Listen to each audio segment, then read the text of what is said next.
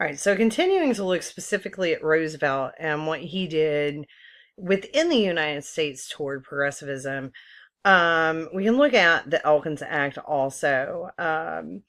He was heavily influenced by Ida Tarbell's The History of Standard Oil, with their corruption, their price fixing, bribery, and how they used thugs to drive out small oil producers.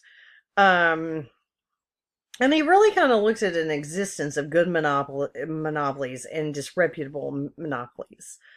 What the Elkins Act did was it forbade railroads to give rebates to selected shipping customers because those rebates would work against small time shippers and those living in the backcountry.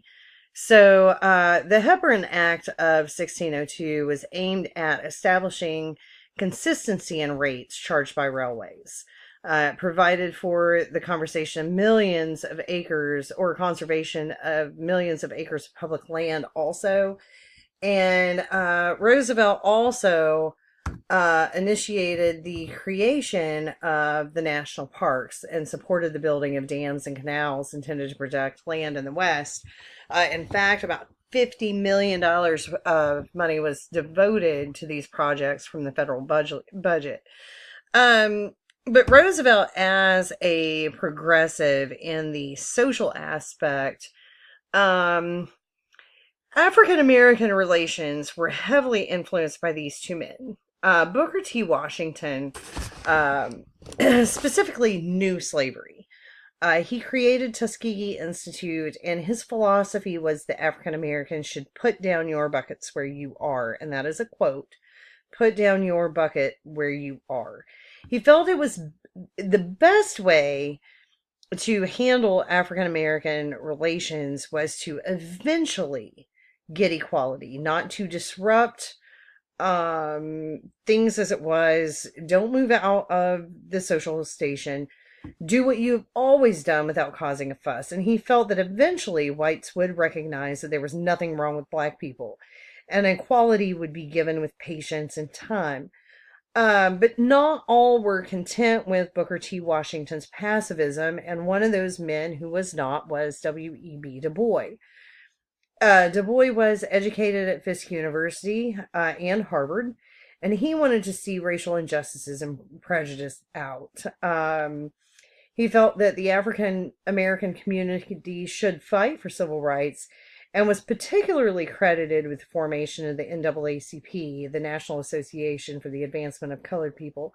He felt that African Americans should seek education and strive to raise above the levels of tradesmanship and farmers into those careers where they would become professionals. Roosevelt really did feel that Washington was the safer option to extend kind of the proverbial olive branch to. He was the first African American to be invited into the White House as a guest. And by inviting Washington, Teddy Roosevelt signaled his support for a more moderate position to be taken by Washington or Washington, D.C. On race relations in the South. He thought it was a safe invitation. He actually received a horrible reaction in the South from this, and the Southern press bashed him for entertaining an African American in the White House. But he and those in the South thought that Roosevelt was really pushing for equality among the races. And Washington, this is one time where we will see where I'm sorry, I said Washington there, I meant Roosevelt. This is one time where we will see Roosevelt pull away from a progressive move.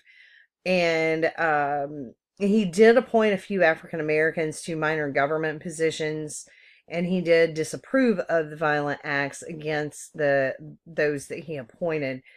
But one thing that you've got to remember is Roosevelt was a very strong advocate for eugenics. And so eugenics promoted the notion of distinct racial characteristics. And those characteristics always proved white superiority.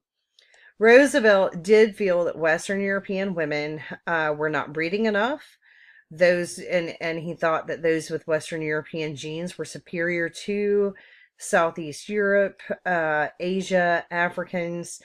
So we see where the concept of eugenics really starts turning towards something called scientific racism. And so this is a supposedly positive eugenics that tried to encourage middle class women to have more children. Negative eugenics, however, was targeted at the poor and suggested policies to prevent them from having children. Um, so many Victorians, including Roosevelt, feared that while the birth rate was declining among those who were believed to be the best groups, the poorest families continued to have large families. The latter were characteristics were characterized, so poor people were often characterized as being feeble-minded. So they would be like paupers, alcoholics, women on poor relief, criminals, and large families meant that those who were socially or those socially damaging traits were on the increase.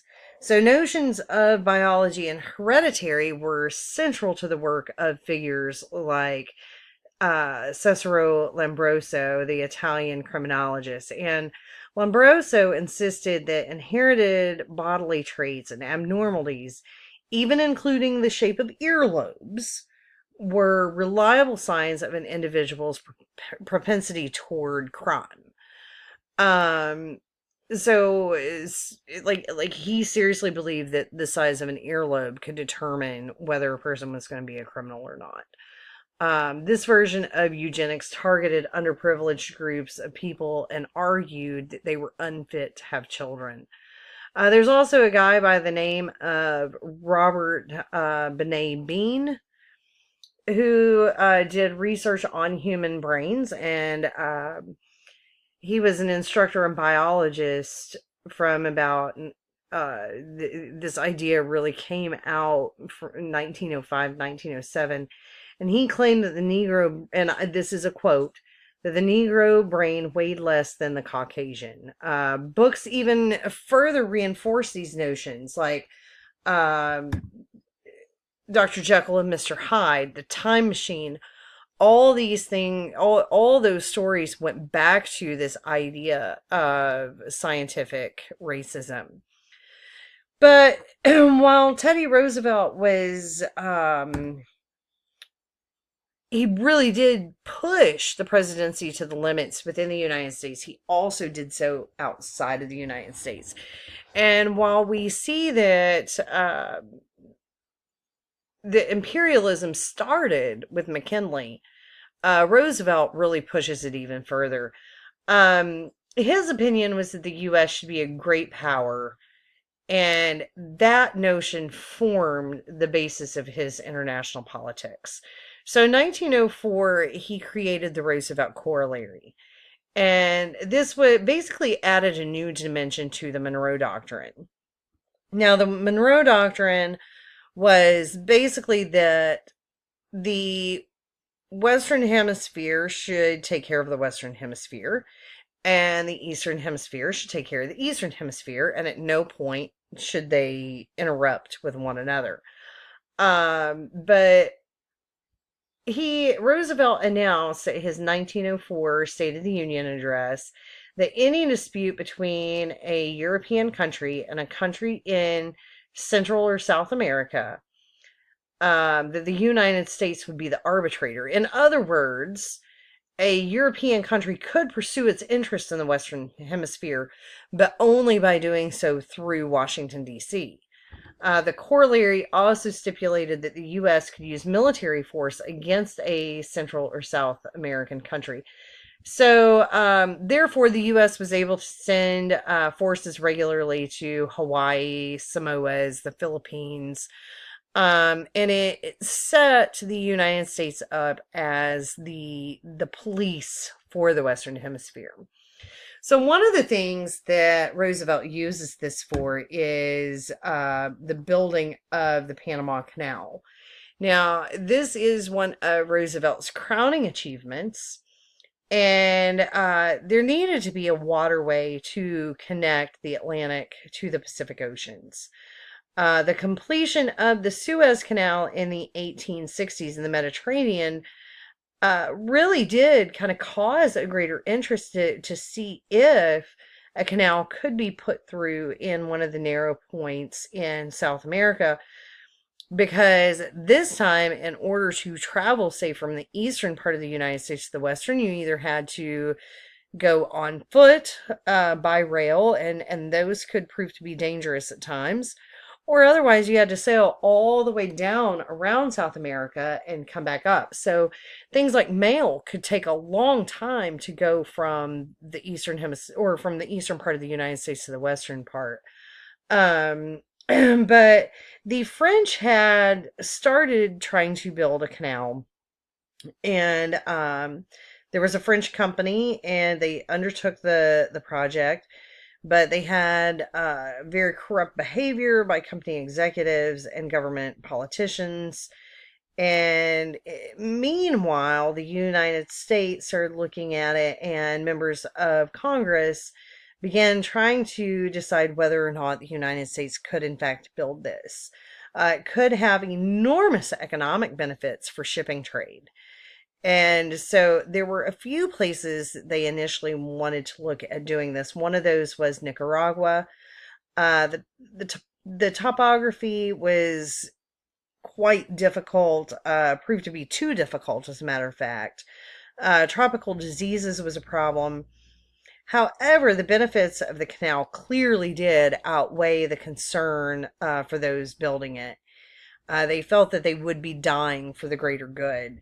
So they end up deciding on the area of Panama. Engineers agreed that Panama would be the best option. Now, if you've not noticed, has anyone in any of these countries been mentioned yet? I mean, the United States just starts talking about this, and there's no mention of any of these countries' leaders yet. Roosevelt did spring into action. He convinced England to surrender any claims to a joint control of the canal. They bought out what the failed French company had left, and they proceeded with negotiations for permission to construct the canal through the Isthmus of Panama. This became a very serious problem, though. Panama was actually a province of Colombia.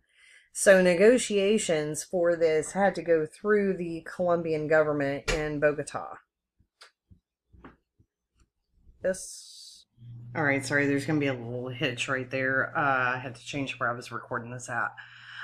So, at any rate, the negotiations had to go through the Colombian government in Bogota. And a deal was arranged where the U.S.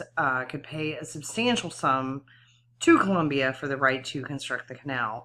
But the Colombian Senate refused to ratify the agreement and insisted that the U.S. should pay more. So basically, what Roosevelt does, he says, okay, if that's how they want it, that's how they'll have it. Luckily for Roosevelt, the Panamanians were not pleased that Colombia had control of their country. They wanted independence, and Roosevelt was ready to light that fire and swoop in and help. Roosevelt inspired, planned, and paid for the Panamanians' uprising, and he sent gunboats to protect them. And as soon as they got their independence, Roosevelt immediately recognized Panama as an independent country, and he was able to then negotiate with the Panamanians to build the canal. So Colombia thought they were going to get more money out of the United States. Roosevelt says, fine, we'll help the Panamanians declare independence, and that's what they do. The building of the canal took over 10 years to build. There were approximately 5,000 deaths from tropical diseases. Roosevelt was no longer in office by the time the first ship traveled through the canal in 1914, but it was an immediate boom to the world economy and clearly strengthened the United States' position as a world power. We will pick up there on the next video.